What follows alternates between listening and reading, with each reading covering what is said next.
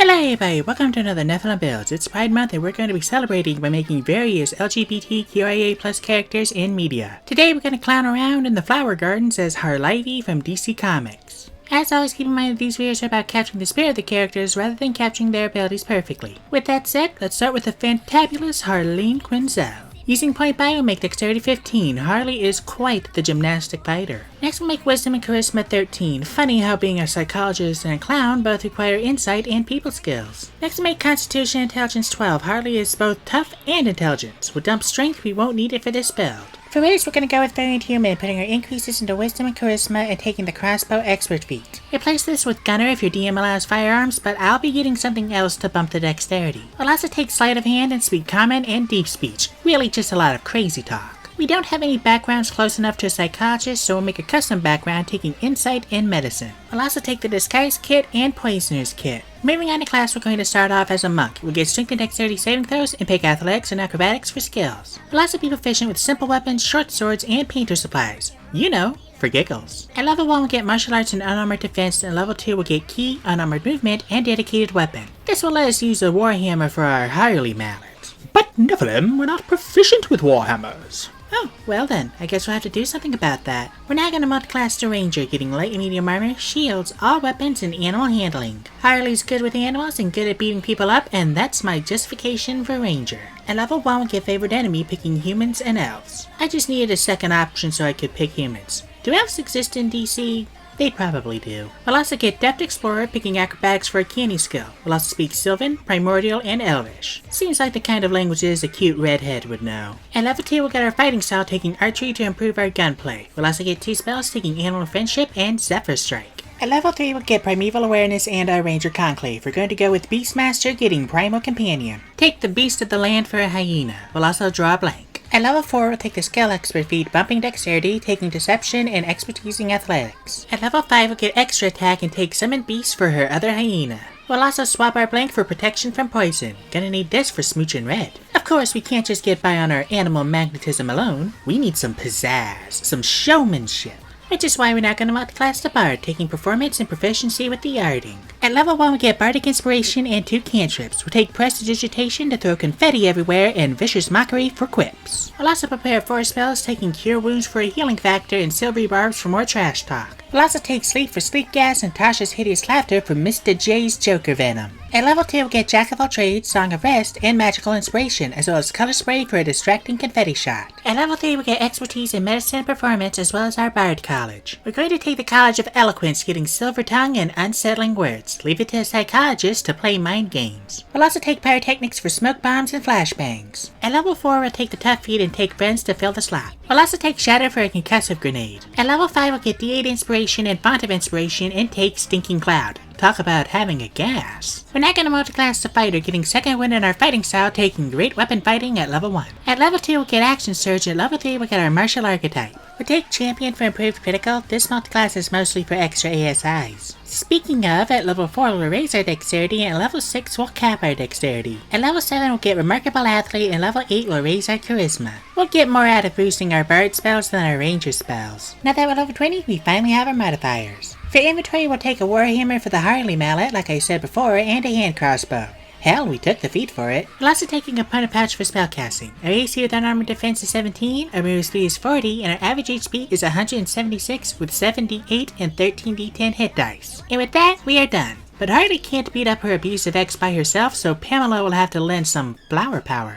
Why does this sound familiar? Using point buy will make Wisdom 15. It's the Druid score, and Ivy is one hell of a Druid. After that we'll make Intelligence Charisma 13. She's both a Doctor and a Charmer. We'll make Dexterity and Constitution 12. Both of these are lower than I'd like, and it's entirely for character accuracy. Even though we're not actually using Intelligence or Charisma for this build, they're Pamela's 2 most iconic traits. We really need a Divine Soul Sorcerer, but with Druid spells. Anyway, with Dump Strength we won't need it. For race, basically every version of Poison Ivy has her die or nearly die, so we'll go with Reborn. We also needed an official tree person race like 5 years ago.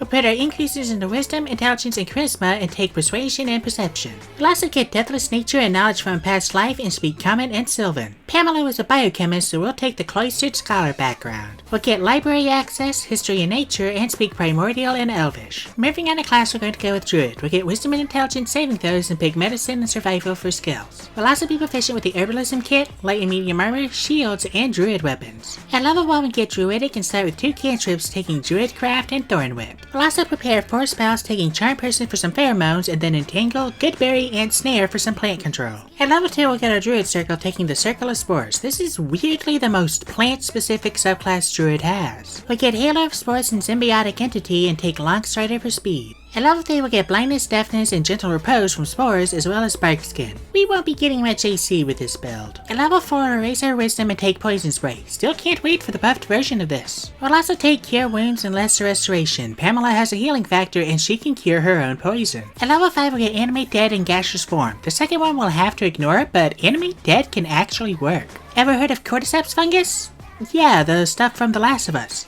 Yeah, that shit's real. It can't actually zombify humans, but Ivy's got magic plants. We'll also take plant growth. At level 6, we'll get fungal infestation for more cordyceps and speak with plants. At level 7, we'll get blight and confusion and take guardian of nature for the tree variant. At level 8, we'll cap our wisdom and take spike growth and grasping vine. At level 9, we get cloud kill and contagion and take awaken to make sentient plants. At level 10, we'll get spreading spores, take guidance to fill the slot, and commune with nature. At level 11, we'll get Druid Grove to build our lair, and at level 12, we'll take the Tough Feet and Wall of Thorns. At level 13, we'll get Transport via plants. Kind of a stretch, but she probably does this at some point. I'm not a comic book historian, okay? Cut me some slack. At level 14, we'll get Fungal Body and take Tree Stride. Again, she's probably done this before. Druid doesn't actually have as many plant-based spells as you might think. At level 15, we'll take Charm Monster for stronger pheromones. At level 16, we'll raise our intelligence. I want to raise Constitution, but a higher intelligence is more accurate to the character. There needs to be a nature-based wizard subclass, one with an actual expanded spell list. We'll also take Earthbind for more grabby vines. At level 17, we'll take Hold Person for some paralysis spores. At level 18, we'll get Timeless Body and Beast spells. We'll also take Locate Animals or Plants. 3 guesses which of the 2 we need this for, the first 2 don't count. At level 19, we'll raise our Charisma. This is another in-character decision. We'll also take Greater Restoration for more pharmaceutical spores. Lastly, at level 20, we'll get Archdruid and take Wrath of Nature. Now that we're level 20, we finally have our modifiers. For inventory, we'll take an opponent pouch for spellcasting. You can also take a set of leather armor for her jacket if you want, but it won't make much of a difference. Our unarmored AC is 11, our movement speed is 30, and our average HP is 163 with 20 D8 hit dice.